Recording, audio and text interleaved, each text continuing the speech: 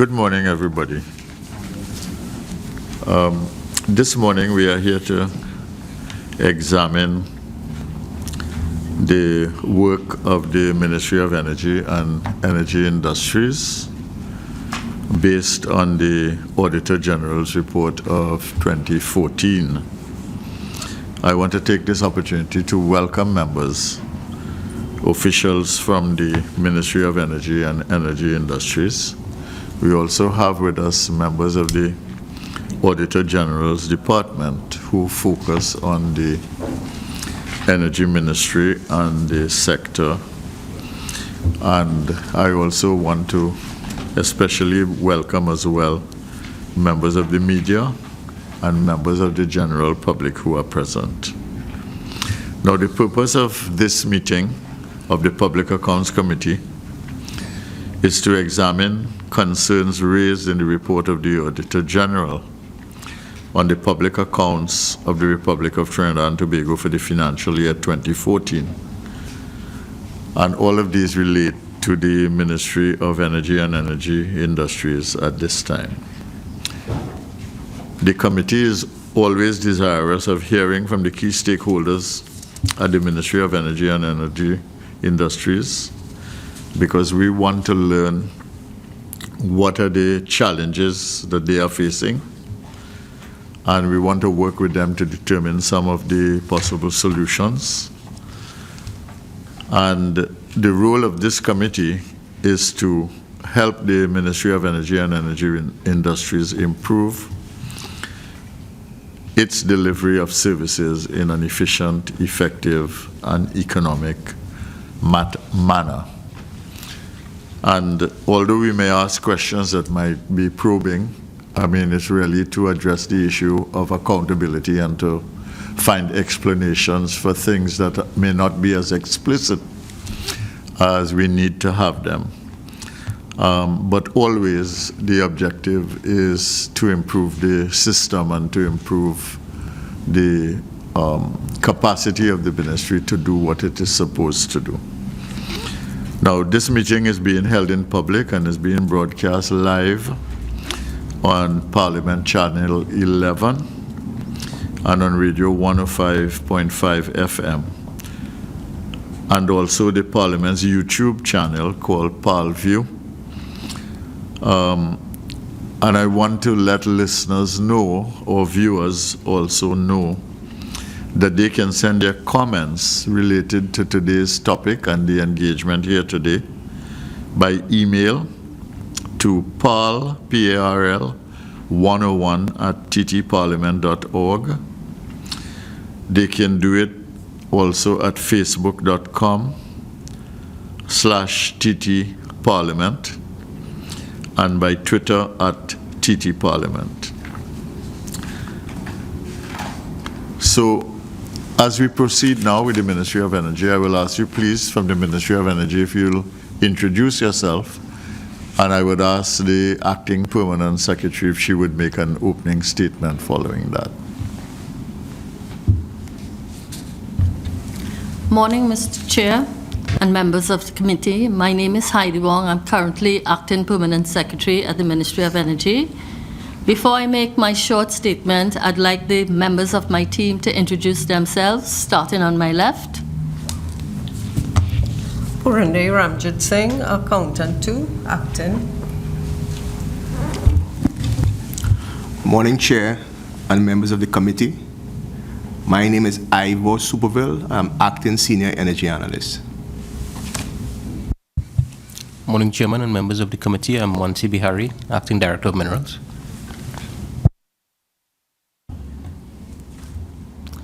Thank you, Mr. Chairman and members of the committee. On behalf of my team, I would like to thank you for this opportunity. The forum offers an occasion for the ministry to account for its performance over the financial year 2014 and to highlight many challenges which we face and which impact on our activities. Critically important to us is bringing to bear those necessary and vital measures that must be taken towards improving our ministry's activities. The shortcomings which we will be asked to address here today are the symptoms of far-reaching problems that must be treated and dealt with.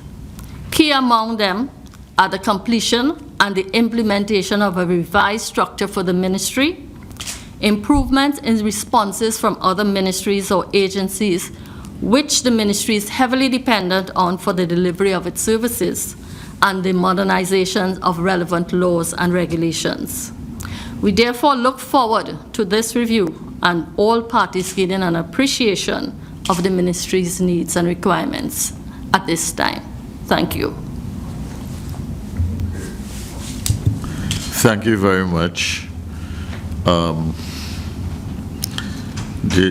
I just want to clarify that you're saying that the three issues that you want to highlight as being challenges for your ministry that must be addressed to give you the platform for functioning as you should are a revision of the structure, an effective revision of the structure of the ministry.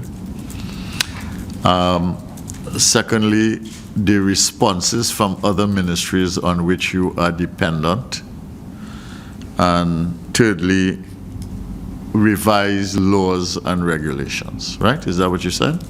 Okay. Correct. That's correct, Chairman. So I will ask you on each one of those to begin the process to explain a little bit, okay? All right, so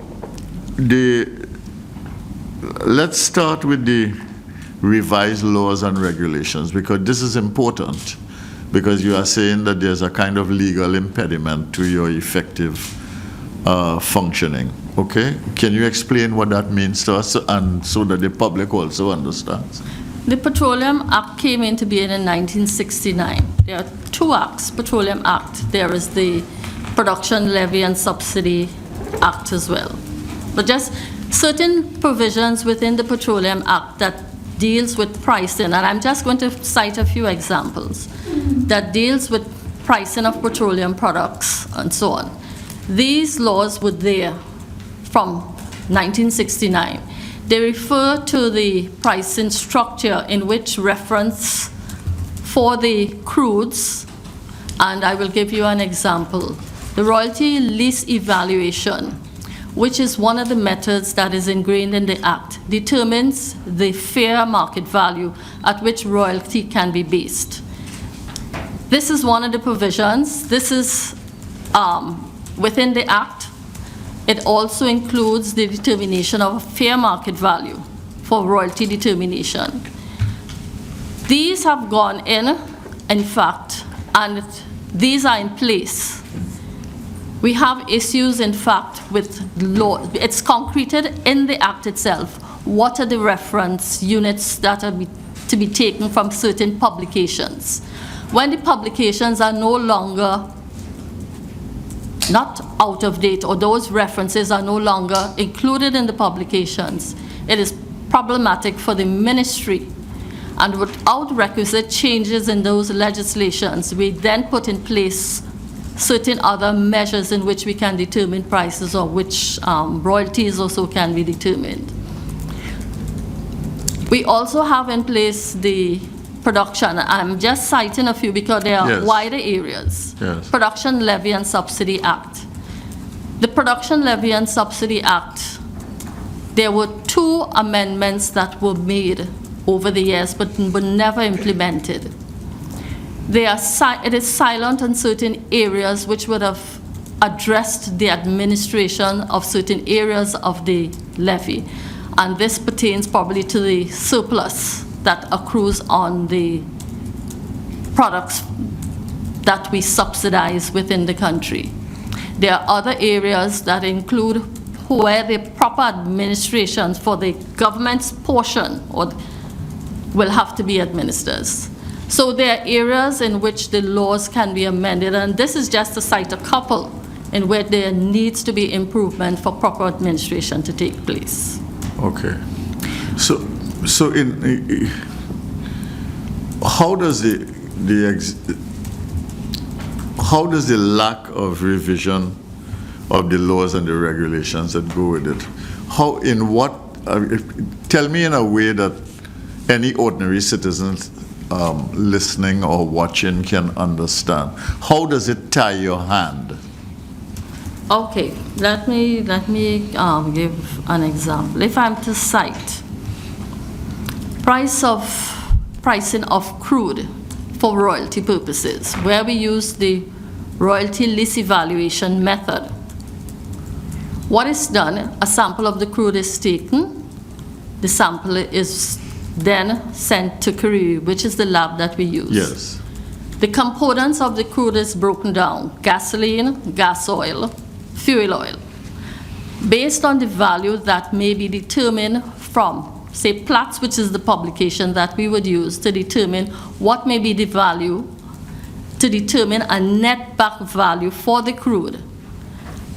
If that value that is in the publication is not there or is no longer being reported on, it ties our hands in what then is the legitimate or what should be the requisite reference that should be used in determining the price for the crude for royalty purposes. Okay.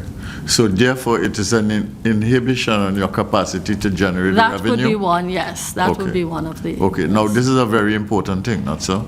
Yes, it is. So how urgent is it to revise this legislation, and what is preventing it from being revised?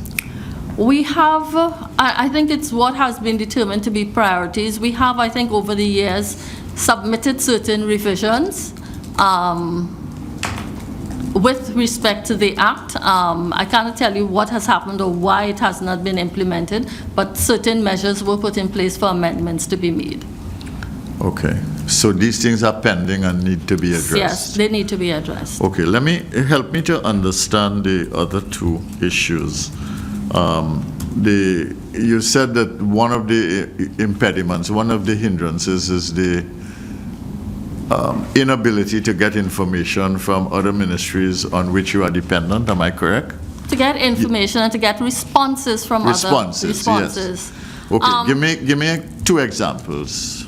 Service Commission. Okay. The ministry all right. is So not that's an an entity. HR issue. Yes, Okay. that's an HR issue, but it is critical to the ministry, especially when we have staffing problems. Okay, and you need technically competent We skills. need technical competent skills. We have some established positions which we have been making repeated requests for to be filled. A key one, which I know has come up from time to time, is the function of the petroleum accountant, which is a key role where we have revenue issues that we need to seriously thrash out in the ministry. That is, I think that the last time that position was filled was probably 2008, if I'm not mistaken, 2006. But repeated requests have been made to get HR positions and other positions filled within the ministry. Okay, any other example besides Public Service Commission? Yes, property management, real Okay, what's the estate. issue there? The issues are that when we have to deal with, and I think it was highlighted in the papers where reference was made to us not occupying premises. From time to time, we are not the ones responsible for putting the contracts in place, and there are certain issues and time differences. Once we are assured that the contract is in place, the onus is then on us to make sure that we can, in fact, staff and outfit the premises as quickly as possible. If we do not realize responses in a timely manner, if we do not realize the funding in a timely manner, we are not able to do those things. So that was Ministry of Finance and Property, Real Estate and Management. Okay, and you talked about the revised structure. That is in process. What is the issue there? That's a key project. Okay. And our current minister has indicated it would be one of her priority areas. If I'm to give a little history, the restructuring of the Ministry of Energy started way back in 2003. 2003. There were changes that were implemented in 2006 because at that point in time it was agreed that it would have been done in a piecemeal approach. that the broad framework would have been agreed upon, and the positions, I think, with respect to the directors and certain other senior people would have been brought on stream. In 2009, a revised structure again was fully flushed out, which indicated all the positions, whether contract established, that would be in the ministry. Nothing has happened since that point in time. We went through another revision, which we are looking at again. Before I just expand, the positions of directors, because I think we are probably one of the only ministries operating with no director positions in the technical stream. Our units, apart from the minerals division and apart from the HR division, do not have directors. It is the most senior people that are manning the sections. It creates its own problems. We have a ministry that is demoralized. We have a high turnover. There are serious issues in which we need to address. We again have put forward a proposal to look at the restructuring, and this is before the current Minister of Energy. Okay, so the matter is receiving attention, but you don't know what is going to happen. Yes. All right. Now, I'll just ask one more question, and I'll come back to it, and then I'll ask my colleagues on the committee who will introduce themselves to you and also to the public before they ask the questions. But the question I have is this. Now, in the previous 2 years, the Auditor General reported, and although we are not examining here 2015 accounts, that is now a matter of a public nature, although it hasn't been laid in the House of Representatives yet. The Auditor General keeps reporting that no evidence was seen that oil and gas production data received from companies and used in the calculation of revenue collectible was verified by the ministry. The accuracy of revenue from royalties and share of profits from oil companies could therefore not be assessed. Okay, now there's a serious revenue issue in which the Ministry of Energy has jurisdiction. You've partially explained one of the constraints by talking about the need for legislative and regulatory review.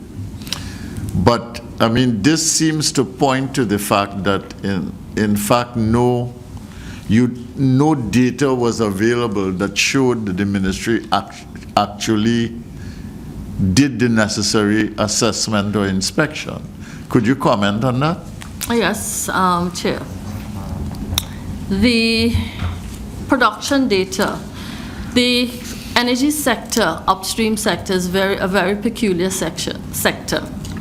There are meters. We have an inspectorate division. There are meters on platforms and at the fiscalization points. Apart from the ministry having its own metering system or fiscalization units, we depend on the meters and at the platforms and at the fiscalization points. Checks are made by the inspectors and by the engineers to ensure the calibration of those meters are properly in place. Based on that, the data that flows through those meters, we then at the ministry have to rely that those figures are accurate. I think when the Auditor General looked at it, her indication was that the forms were not signed off by the ministry's personnel, and this is something we would have to look at. But we do have our inspectors going out and ensuring that the calibration of those meters are properly in place. Okay. What the Auditor General says is that the Petroleum Register provided no evidence of certification by a responsible official. So that might have to do with the signature. With the signatures, so they may yes. have inspected, but why don't they sign what they do? Well, we are going to talk with the inspectors to find out what the issue is arising, what issue there, why they are not signing off. Because as I said, we have new staff in the ministry, so I'm not sure if they are not fully on board with the full process that needs to take place. All right. 2 quick questions before I move on to my colleagues.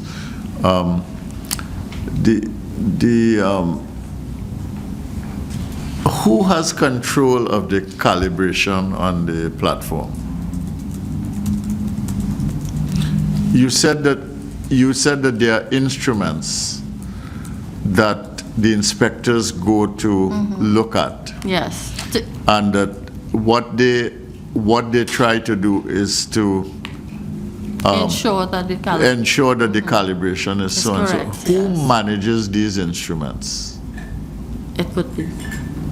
The companies. It would Is be that the correct? company. Yes, it would be the company. So how does an inspector know that, I mean, basically you operate on a trust system with the companies, is that correct? No, they would have to test the calibrate. They would have to test the instruments to ensure that they're Okay, working so they have a properly. means of determining Yes. whether It would be, yes. it would be an accurate reflection. Of what is, All right, yes. okay. All right, and then the final thing is that the Auditor General says that there is no evidence that a system exists at the ministry to monitor revenue received and receivable. Is that true? Did he misunderstand? Is there a problem or what? Okay, I will let my colleague on my right, Mr. Superville, address that Yeah. issue, please. Morning again, Chairman and committee.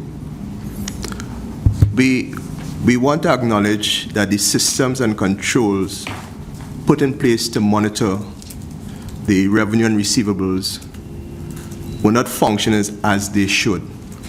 So there are systems, but they won't function as they should when the audit was done. We have, however, since taken steps to correct this situation. I just want to give an example of what we did. With respect to financial obligations required under production sharing contracts and E&P license, what we did is we created models, financial models, that would actually estimate what the payments that the companies were to make on an annual basis. And we would normally compare that estimate with the actual payments being made by the company. If there are any significant material variance between those figures, then an investigation is done and a report is generated. So that's the system that we have in place, but somehow it has broken down, and we have put things in place now whereby after each payment, this reconciliation is done immediately. So there is a system. Mr. Chair, I'd also like to add, and just let me go back, because as my colleague said, there are 3 units, in fact, within the ministry in which revenue from the production sharing contracts would be managed. The Commercial Evaluation Division. There are models within the Commercial Evaluation Division in which the determination or the estimation, financial obligation, and the minister's share of profit is done. The monies are collected in the Accounts Division. There are separate models that were set up in the Accounts Division which would track payments, inflows and outflows from each of the production sharing contracts that are in operation. The PSC audit group is the group that would be charged with going and auditing the company's reports to ensure what has been estimated and what is received is aligned. So there are 3 groups within the ministry in which the revenue matters pertaining to the production sharing contracts are addressed. All right. I have some questions, but I don't want to be monopolizing this session. I will first of all ask Ms. Gayatri Maharaj if she has any comments on what you have put forward so far on the revenue-related issue and on the Auditor General's comments in the report. And I would also ask you, when you're finished, if you would allow the members of your team to introduce themselves as well. Okay. Good morning, Chairman, and good morning to members of the committee and representatives of the ministry. I bring greetings from the Auditor General. We are grateful that the work of the Auditor General is receiving the attention of the Public Accounts Committee and that accountability is being promoted in this forum. With respect to the Ministry of Energy, I'd just like to say we had 3 main areas of concern. One was, as you said, the revenue control. And as described by Ministry representative, we didn't see that there was a link between the work done and the calibration and the production data that was being used. We also didn't see evidence of the work that was being done by the production sharing unit. So when we go to audit, we look for that sort of evidence as the documentation that the work was actually being done before we can be able to rely on the controls and the ministry. 2 other areas we had concerns with is in the expenditure.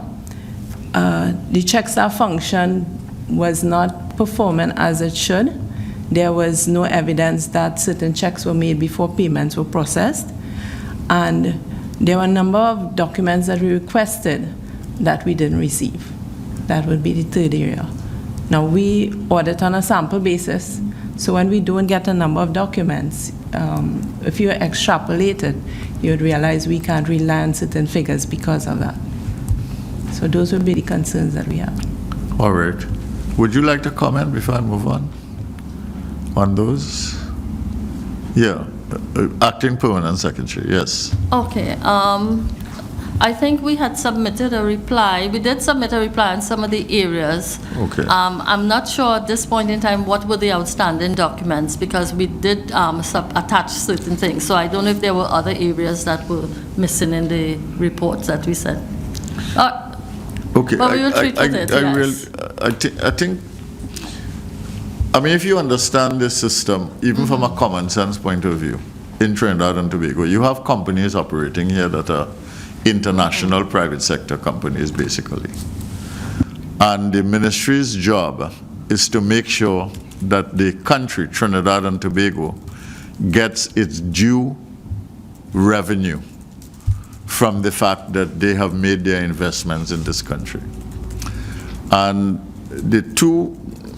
she raised 3 issues. The first one is revenue control, but the 2 specific issues that Ms. Maraj raised had to do with checking things before you pay out money.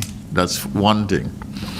And to make sure that you are actually paying something that was due and for the reason that it's supposed to be. But the more serious one is the link between the production and the calibration, which in fact when I raised the question of who controls the instrument and how is the calibration achieved, that is really what I was after. And she's saying that there is no evidence to indicate that there is a direct link between these and therefore that accuracy of the data can in fact be determined to determine the amount of revenue the country receives. How do you respond to that? Is that a real problem? Is it a perceived problem? Is there a problem but it has been fixed, or what is it? I think possibly it is a perceived problem because understanding how the sector operates, and this is what I was alluding to before, not unless the ministry puts in place its separate metering services, there's reliance on the meters that are on the platforms. And if it is that we may need to walk through the whole system to understand fully how, in fact, that we rely on the information coming from those sources, and where our people, the extent that the inspectors and the engineers can ensure that the calibration is properly done or is correct and those meters are correctly recorded. I think there is that reliance unless we put in place separate metering services. Okay. It is understanding the nature of the sector and how it operates. There is also another part, we talked to production, but there is also another part for the value, which has to be addressed as well for royalty calculations. And that was one of the other areas I alluded to. We have a heavy dependence on Kariri. Other agencies and ministries have their own issues. At one point in time, I think Kariri was closed for a year because of health issues or health concerns of their workers. And then another year, there was an incident in 2013. I think there was an explosion, which again meant that there was a disruption in the operations. Because of what was happening in Kariri, we now have a backlog of work waiting to be done to assess the royalty lease evaluation, which would bring now whether, as your question is being raised, whether the correct value is being realized. And until those evaluations take place at Kariri, there would be estimates that would be undertaken at this point in time. Well, I think we should leave this meeting with a plan to retrieve the situation, though. I mean, I don't think it's something that you can ignore. This is plenty. No, it is. This is at a time when the country's revenue situation is challenged. I mean, I don't feel that we could leave something like that to a timeless frame of reference.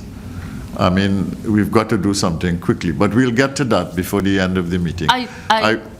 Sorry, I just wanted to say, Kariri is back in operation, and they had indicated informally that it may take as much as a year for the backlog to be addressed. Okay. A year and a year and a half. All right, we'll come back to this issue, but I want to ask Mr. Randall Mitchell, who is a member for San Fernando East, to continue the conversation. Go ahead. Thank you, Chairman.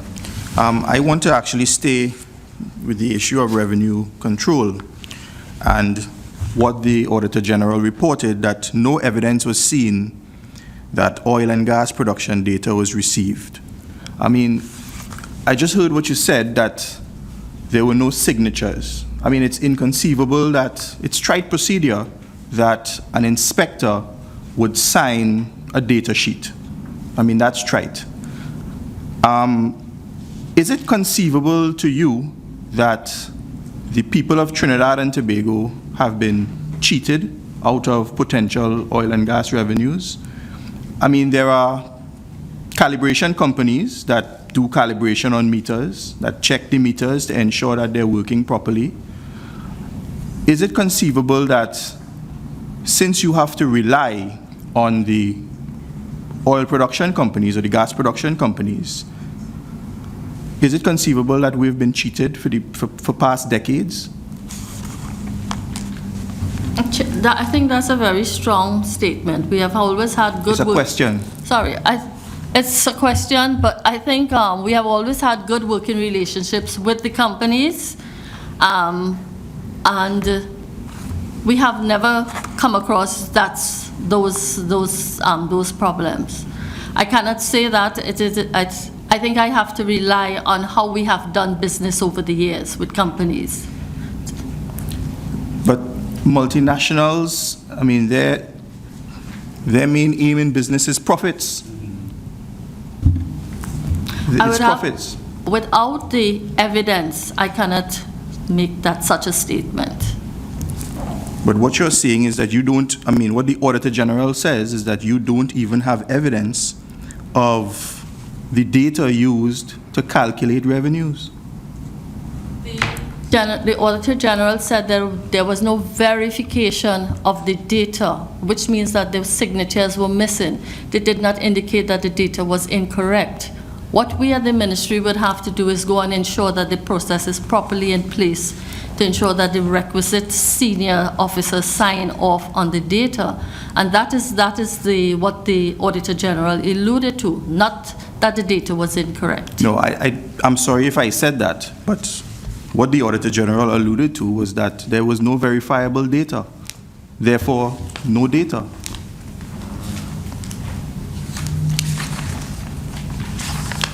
All right, so what measures does the ministry intend to take to correct the situation?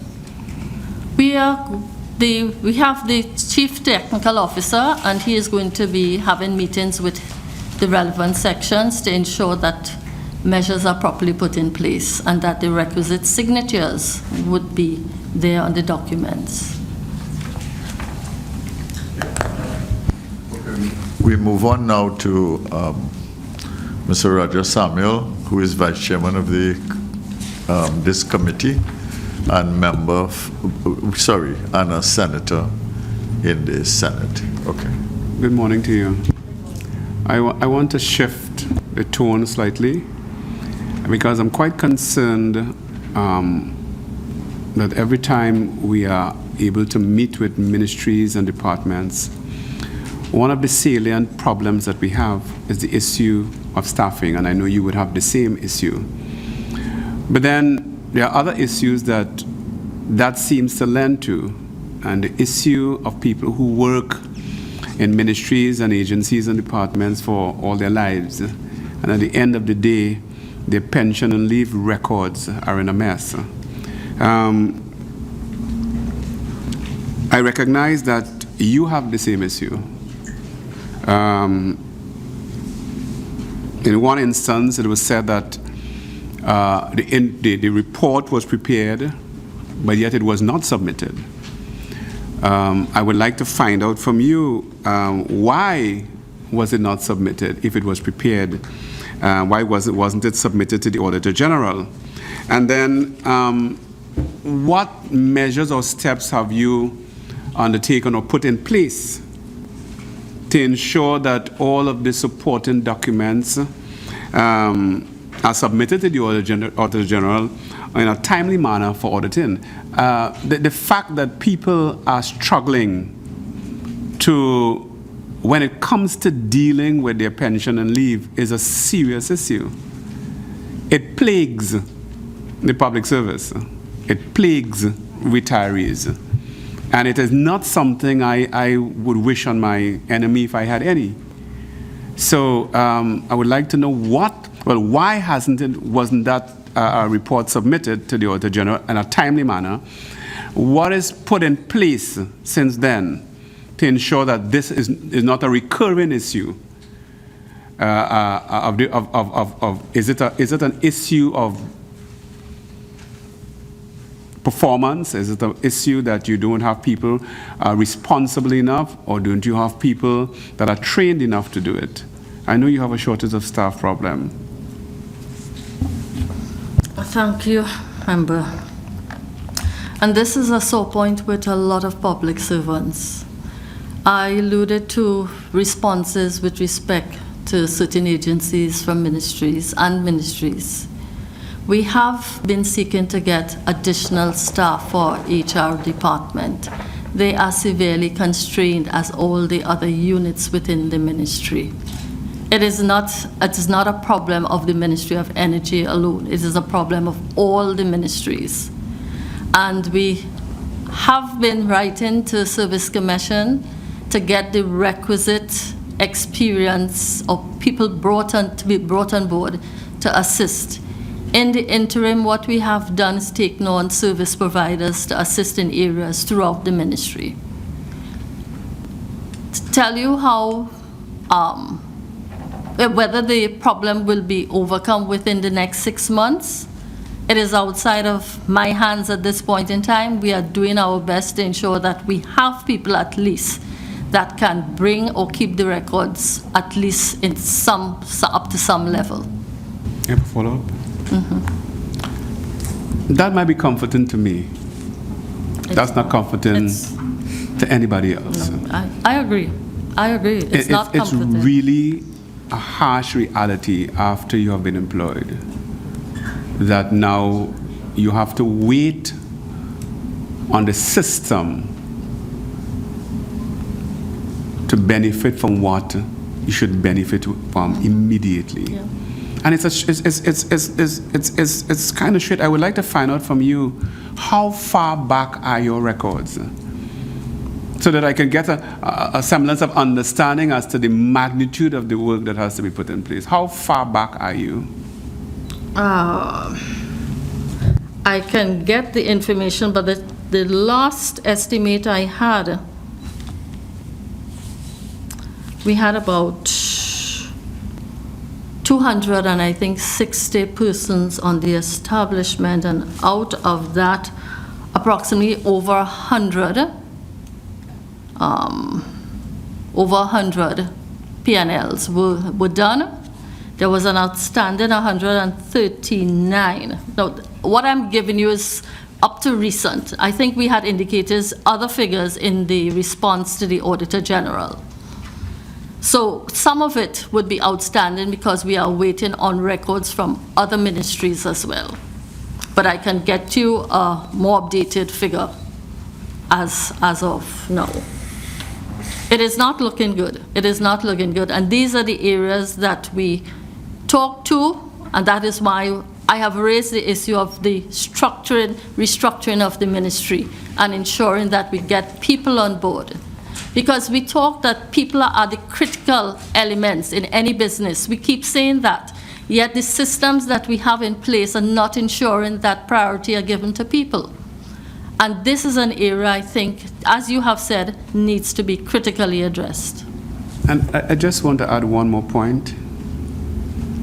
We have the tendency, and we are good at it, that they bid people fantastic farewells when they work. But the farewell is short-lived because they cannot be accommodated with the kind of record keepings that we have had and how we treat with them afterwards. So the farewells are one thing, but a farewell will only have value when I can have what is due to me in the shortest time possible. So I would skip the farewells and get the people their stuff as quickly as possible. Okay, thank you very much, Mr. Samuel. Ms. Maraja asked that the members of the Auditor General's Department just introduce themselves, please, and let us know what they do, how they function. Yeah. I am Jennifer Salandi Mejias, an audit supervisor. I'm Gail Seville, Audit Executive 2. I am Jacqueline Ligans, Audit Executive 1. Okay. All right, I'll continue the discussion with some follow-up questions. Now, what do you see, what would you identify as the most important role of the Ministry of Energy, and what would you identify as your most important role as the Ministry of Energy and Energy Industries? The role is, in fact, overseeing the resources of the country and ensuring that maximum value is obtained for the resources of the country. Ensuring that the resources and management is undertaken in an efficient and effective manner, and that the value coming out due to the country is realized. Okay, now, based on all that you've said so far, how well do you do this now? On a scale of 1 to 10? Challenges. Given the challenges? Yes. I don't think that's for the record. You don't think what? I don't think that's for the record. I would, it is, we can optimize. We definitely can optimize. Okay, so you wouldn't take it higher than 6 then? We can definitely optimize our efficiencies. As I said, the restructuring is going to be a critical part of it. I mean, we're talking about it, and we're not stressing the issue, but I mean, this is a very important thing. Yes. If in fact your job is oversight, right, of the country's resources, energy resources, and to optimize and to maximize the value that accrues to Trinidad and Tobago. And that would include not just revenue, but a number of other things, but revenue being a critical thing. That is a very important function, given that even at the present time, energy is our main source of revenue Yes. and our main source of export. And if we are not doing that well as the Ministry of Energy, then we have to find a way to do it better. And in these lean times, it is even more essential that we do it. So the question is, what needs to be improved? You've mentioned some things. You've said, let's revise the laws and regulations. You've said, let the Public Service Commission and the other institutions that support us respond in a much more meaningful way to our needs. And you've said, let's proceed with the revision of the structure of the Energy Ministry so that we can be more effective, all right? But what do we have to do? Let's say we had to do 2 or 3 things in the next 3 months to be able to operate at a higher level of effectiveness and efficiency in doing this job of optimizing revenues and returns from the energy industry and monitoring the entire energy industry properly. What would they be? Short-term measures you're looking at. Short-term, yes. We have in fact, what we have been using as short-term measures have been increasing the number of service providers. That is what has been happening to ensure that we have requisite manpower to address some of the work in the ministry. But that is a short-term measure. It doesn't ensure promotional opportunities and continuity of work. The other thing that has occurred is that we have put in place in the accounts unit a certifying officer and a check staff to ensure that the documents are signed off. So that is some of the short-term measures that we are currently putting in place. Mm-hmm. No, but let's take that second one. When an officer goes and he does a check and he doesn't sign the document, who is the accountable officer who brings him or her to book for not doing that? Who is the person to whom that person reports? And why isn't that person doing their job? I will ask my accountant to take the question.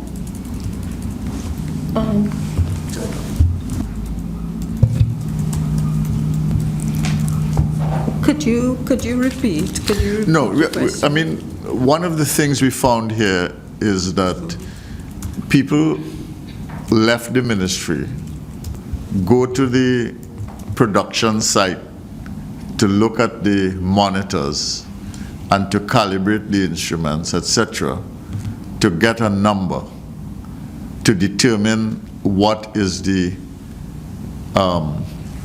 revenue due to the country as accurately as possible. And they probably put down those numbers, but they do not sign the document to indicate that, look, as an officer charged with this responsibility, I have done my job and I am prepared to sign off on having done my job properly, which would then make the data authentic, okay? It would be verifiable. It will be certified. When, let's say I am the officer and I do that and I do not sign my name, who calls me to say, what, did you do this? Why didn't you sign your name? Would you sign off on it, please? Who does that? We have a senior petroleum engineer that's currently in charge of the South office and in charge of the petroleum inspectors. And what does he or she have to say about these things? Overseeing that section would be the chief technical officer. And when these matters were raised, it was agreed that we would have meetings with the officers in South to ensure that these are signed off, these documents. As I indicated, we had new officers in place and we are unsure whether they did not realize the full process that had to be put in place. They don't know they have to sign for the work No, I said that they we do not. We have not had the meetings as yet because the issues came up in the Auditor General's report. but we want to ensure that the processes, that everybody is on board with what processes need to be in place, so that we are going to take steps to ensure that the And just a officers- quick question, because I suspect that both Mr. Mitchell and Mr. Samuel have questions. When you use the term increased service providers, did you mean contract officers? Service providers are short-term. They're short-term They're contract short-term. officers or Yes. institutions? Or mostly individuals? Officers, short-term people, All right, 3 so months, 6 short-term months, yes. contract people, People. okay.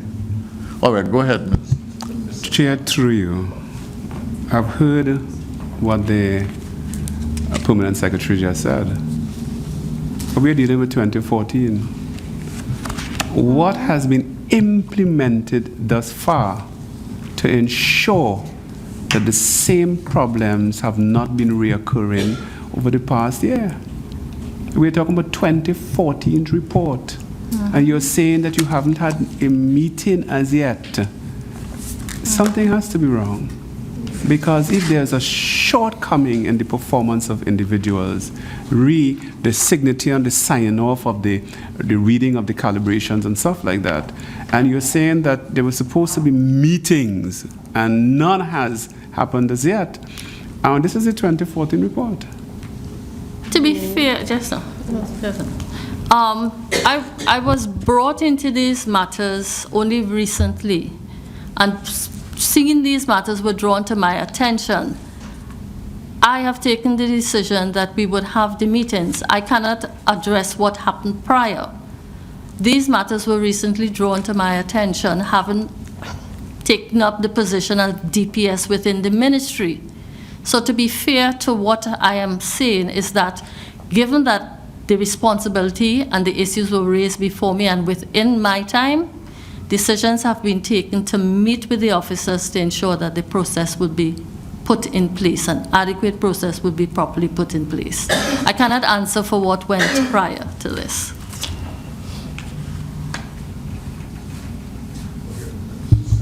Yeah.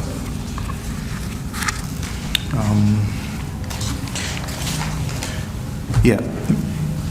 Permanent Secretary or Acting Permanent Secretary, I understand that you would have just been put into this situation, but I mean, most respectfully, I'm dissatisfied with the approach that I've heard.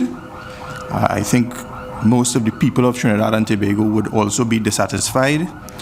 And I'm asking the question, and I've asked whether it's conceivable that the people of Trinidad and Tobago might have been cheated, because I live in San Fernando. It's very close to where most of the upstream activity takes place. And I've heard the rumors that the lease operators and these multinationals, they cheat, the people of Trinidad and Tobago out of considerable royalties. So just wanted to put that on the record. Just moving into the matter of the contract register. The Auditor General had identified a problem that your contract register had not been updated. Can you tell us why, and can you tell us what is being done about it? I think they had mentioned it was not updated, and there was not a number that was assigned to the different,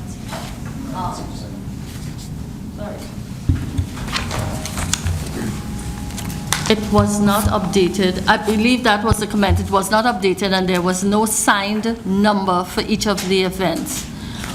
We have a spreadsheet where the contracts, and I'm not sure if it was circulated to a spreadsheet that was done. I think the indication was that it wanted it in a document format, not in a spreadsheet format. The other area I think had been identified was that there was no number assigned to each of the activities. What we have done is, in fact, place the legal unit for full responsibility of the contracts register. And this contract register will include all contracts from administration, from PSCs, and for any other activity. When I first took up one of the managerial positions within the ministry as DPS, I recognized that contracts that should have come from property, real estate management, and other areas were not on the files or properly documented or stored in areas that could be easily retrieved. So what we put in place was that any document coming to the ministry or any contract coming to the ministry would be reviewed by the legal department and kept in their areas. There's a specific area that we have where the legal documents are kept within their area for review. All right, before I ask the Auditor General to comment, there were some contract agreements, I think 7 in all, totaling over $4 million. That contract agreements were not provided for. Can you tell us why?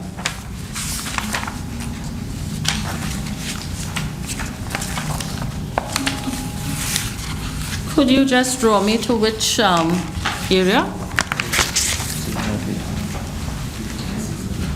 Is it? Under other contracted services, Okay. development program, 2 instances. All right. We did respond to the Auditor General. Copies were submitted, and one dealt with plats. The copies were submitted to plats. There was another one that dealt with Wood Mackenzie. Yes, a copy of it was also submitted. I think at the time it was not available for the Auditor General to see. Dell.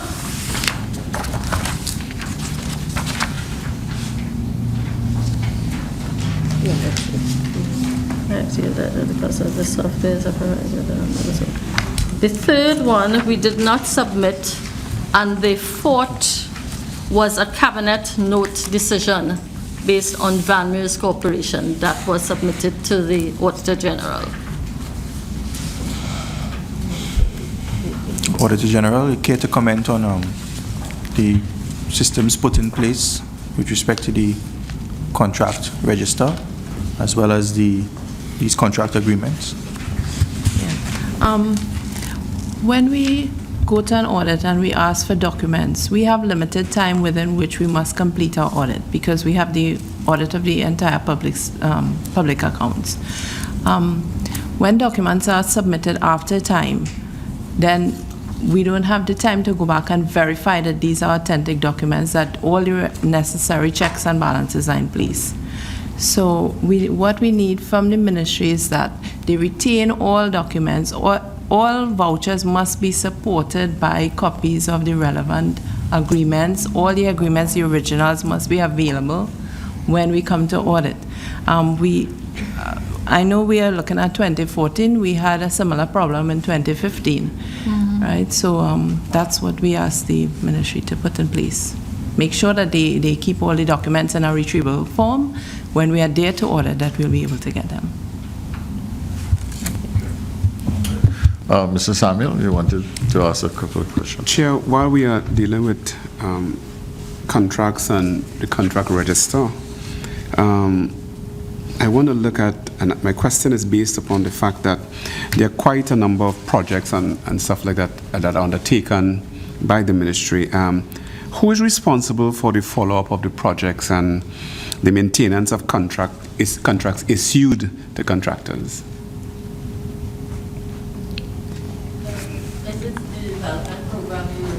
Yeah. We have a unit, we have an energy research planning division, and there's a unit within that division that follows undertakes the review of the PSIP projects. The projects, in fact, some of the projects are with NE or NGC, in which we would have some reliance on them to monitor or to implement the projects. But which department of your ministry ensures that there is some kind of collaboration so that you are clear as to the status of these? The follow-up is done by the energy research and Planning Division. Okay. Okay. Yeah. All right, a couple more questions. First of all, you said you had an employee number on the books of 250. Did I get you correct? 260 to about 269 currently on the establishment. Okay. But how many employees do you actually have? I can get you the figures. I think we have just now. I had it. What I'm after is about how many are you missing, really? Okay. Let me just give you some figures right now, because I just took some ballpark figures from the. Currently, we have 269 established positions. Okay. Established positions, we have 191 bodies in established positions currently out of those 269. Okay. We have 108 service providers, 15 contract persons, 20 contract persons, and we have 8 energy professional associates. That's bringing the total to about 327. Okay. Okay, so the issue is not that you don't have bodies, it is that you don't have them on the formal establishment. Is that it? The proposal that we have moving forward at this time have a substantial increase in the numbers that we would like to see. Okay. So that But there is still a staffing issue, some staffing problems that we have at the moment. okay, but I'm sensing something here. You talk about restructuring the ministry, and I didn't ask you the question of what is the most important function that you have by guess. I asked you that because really the structuring of the ministry really has to do with what is your most important function. All right, if your main function is to have oversight of the production capacity in the energy sector for Trinidad and Tobago, and to generate the greatest value in returns for the country, Trinidad and Tobago, then the Ministry of Energy should be structured and organized to do that. Correct. Okay? If it is structured and organized to do anything else, then it will not achieve its objective. Correct. So I think it's not just a question of bodies. It's not just a question of the Public Service Commission providing technical people on the establishment. The way the positions you have on the establishment and the positions you need to do the job that you are supposed to do may not in fact be as aligned as they need to be. And therefore, there needs to be some thinking about that, which is that you have to start from the fact that what you want to do is to be as effective as possible in doing your two main jobs, which is to monitor the sector and to generate the greatest value for the country in terms of revenue as well as other things, because they have to do with jobs, they have to do with productive capacity, it has to do with integrating other things into the energy production system, etc. These things require the Ministry of Energy to be a certain way and to function in a certain way and to be organized and structured in a certain way. So this is something I would think that you would want to pay serious attention to. And I do appreciate the fact that you have only recently been in a position of acting permanent secretary, and that there is a permanent secretary in your ministry who is not here present today, because I know that that person is abroad. Okay? So I want to raise that because it's important. But I also want to ask some specific questions here in relation to that. How many companies are actually producing in Trinidad and Tobago that you have to monitor? Would you know that number? I don't have the number at hand right now. Would it be a large number? No, it's not a large number, That's but what I I can thought. provide the numbers for you. That's what I thought. Because it would depend So on your the- job is more specific than comprehensive, isn't it? And what way are you, we still have to monitor the entire industry. Let me just backtrack on what you were commenting on just now, because I fully agree with the statements that you were making. The ministry has to be structured in a way to manage this sector effectively. When the ministry was You first... see, the ministry, in my discernment of what you are saying, and believe you me, as Minister of Planning, I ask many questions on No, this. that's fine, that's fine. I ask many questions about this. I asked the question, for instance, about the monitoring of the production system. I asked these questions on many occasions. But in this role, though, my job is to try to allow you to bring clarity to your situation and also to share my point of view with you. But, I mean, one of the jobs of the Ministry of Energy is really a regulatory role, isn't it? Yes, that's correct. Okay, but do you effectively do your regulatory role? No, it's not effective. Well, I'm sure that is a glaring gap in terms of your function. This is, okay, Minister, sorry, Chair.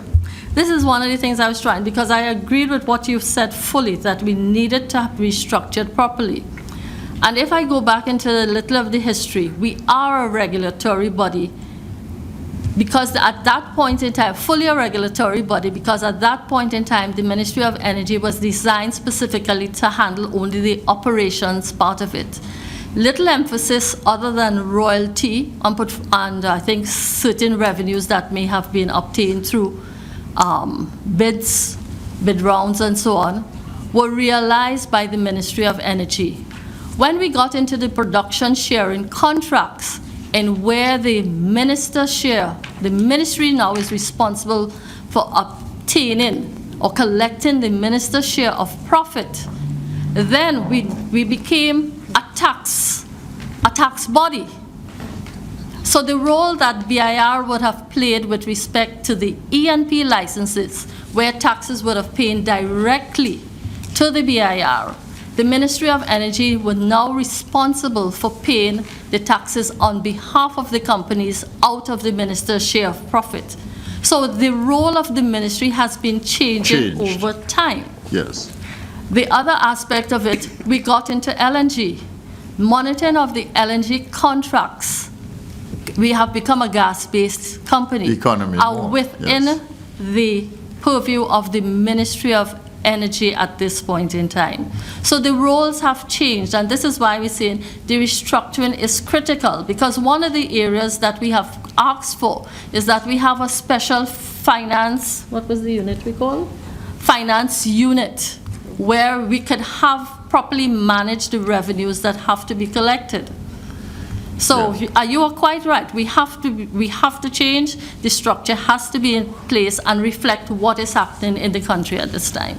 Okay. I want to follow up on this question where when I asked you how many companies are actually producing, and you said it would be a relatively small number. I want to ask this question because based on the drilling and exploration that we all know is going on now in the country,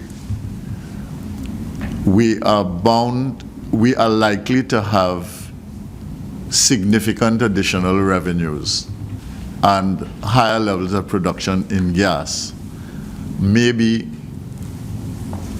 as early as October 2017.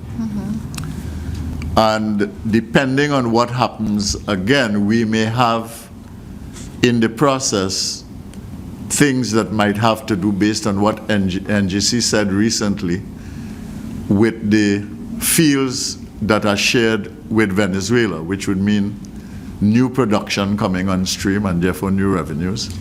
And even further than that, there may be options for increased production and revenues, let's say around 2023, based on schedules that have been outlined.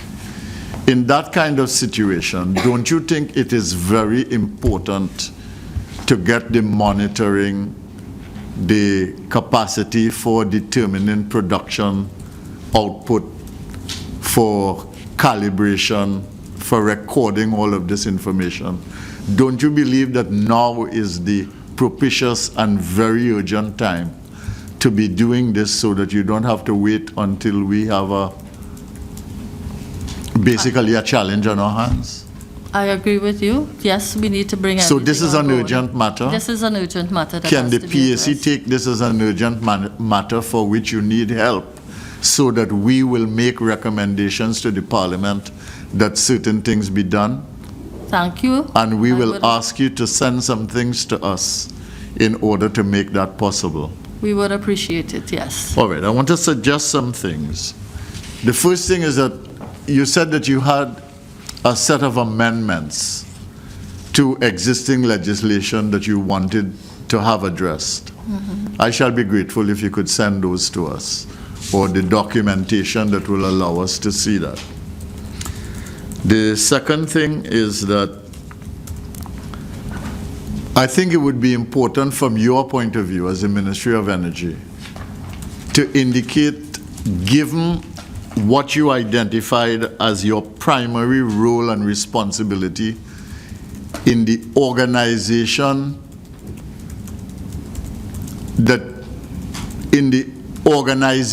of state revenues, okay? Given that primary function, I think you should give us an idea of what the ministry needs to look like in order to be able to effectively carry out that function on behalf of the country. Then the third thing, I think you should give us your recommendations for more effective revenue control. All right, which is what we just spoke about with the new revenues coming on stream. I think you need to give us a plan, right? That is to say, a timeline by which the backlog of lab work that you need Kariri to do can be done. All right? Now, I want to ask a question about that. What value is it to do the backlog of work? Is it just because it hasn't been done, or will there be a value realized if we did it? I am not certain at this point in time, because I'm not sure what is going to come out for the evaluation. While we may be doing estimates on the royalty, it is dependent. We have revised figures once we have the data collected, and I would not be able to answer that until I see what is presented. So revenues can go up or down based on the lab It could go work? up, yes, based So on then this. it's important to do? Yes, it is. Okay. So could we have a plan for that? And then a plan meaning not a big, long plan. All I need is a timeline of how to get these things executed, right? And then I think that you should, in the proposal as to how the ministry should be configured to effectively do what you say it's its primary function, you should include something that has to do with the oversight and regulatory role of the Ministry of Energy, because I get the feeling that that is lost. Okay? So if you send those things to us, we would digest them as a committee. You have many more members on the committee that are not here for various reasons today. We could digest them, we could engage them, and we would include them in the report that we make to Parliament having to do with the Ministry of Energy. Okay? So you can help us to do a better job, and we can help you to be more effective. Okay? Now, I want to indicate to you that we will call the Ministry of Energy again when we look at the 2015 report. And the reason for that is very simple. You are a main source of revenue for this country. And the other one, of course, is inland revenue. So this revenue question is going to come up as a major issue. And therefore, I'm just alerting you that we're going to invite you again, because I think that side of the equation needs to be addressed in a constructive way. All right? Okay. Mr. Mitchell, you have any questions? All right.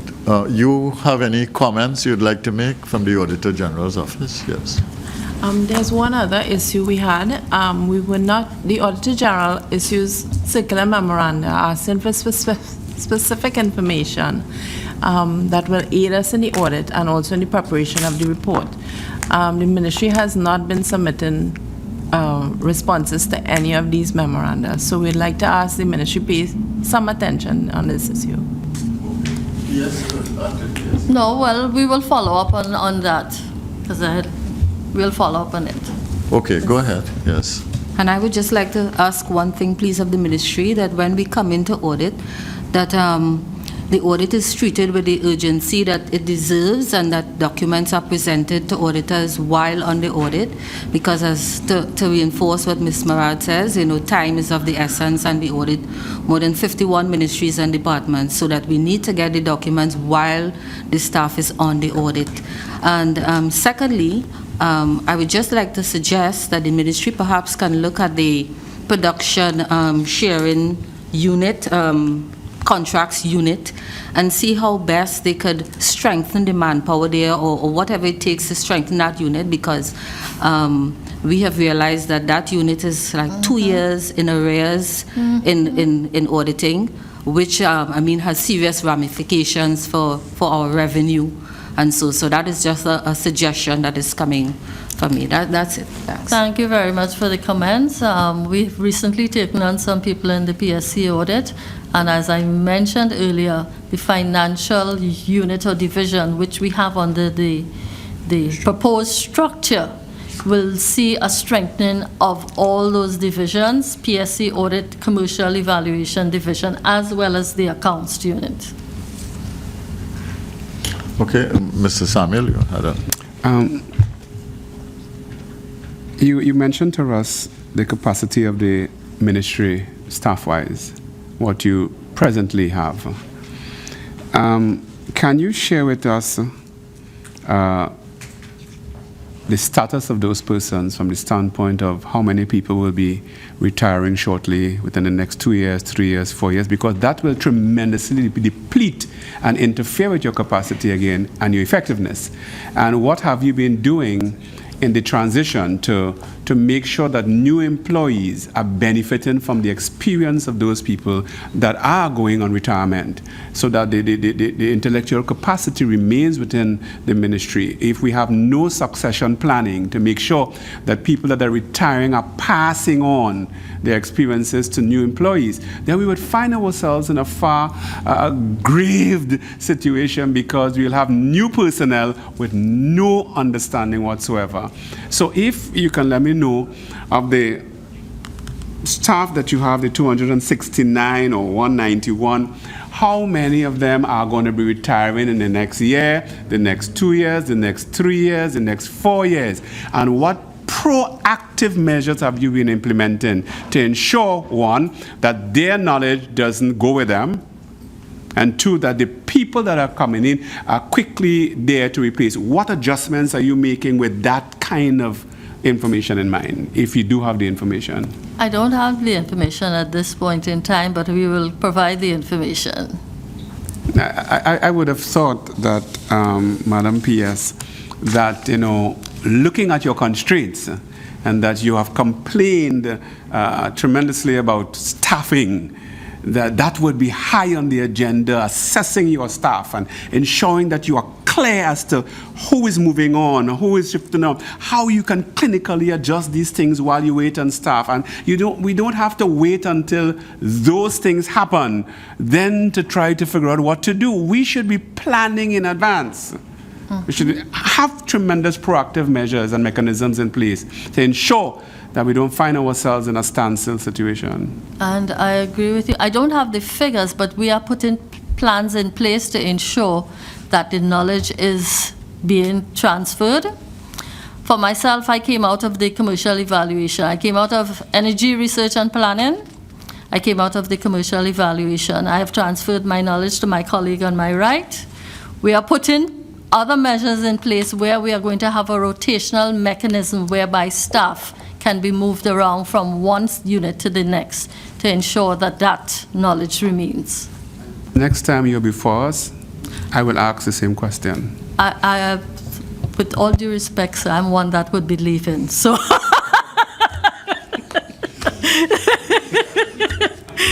I would be leaving, so whoever sits on the chair would be able to give you another answer. All right, then. Do you have any questions you want to ask us before Not we at this close? time, Chair. What I would like to say, I thank you for the opportunity you have provided us to help us try and see how best we can improve the performance. And I certainly welcome the days when the Auditor General had nothing more than one paragraph to report to the ministry. Okay. All right. Well, I want to thank you from the Ministry of Energy for making your contribution here this morning. My own feeling is that you answered the questions forthrightly and to the best of your ability. We're also very happy to have the staff of the Auditor General, led by Ms. Maraj here today. I think the interaction makes the engagement much more meaningful so that you can deal with things as they crop up rather than to wait for a response. And you yourself can address things right here in the public glare so that there's a transparency about it. So I want to thank you very much, all of you, for being here this morning. I also want to, and for contributing. I also want to thank the members of the media who have been present and the members of the public who are also here. Thank you very much, and I hope you found this session worthwhile. Thank you. Thank you, Chairman and members.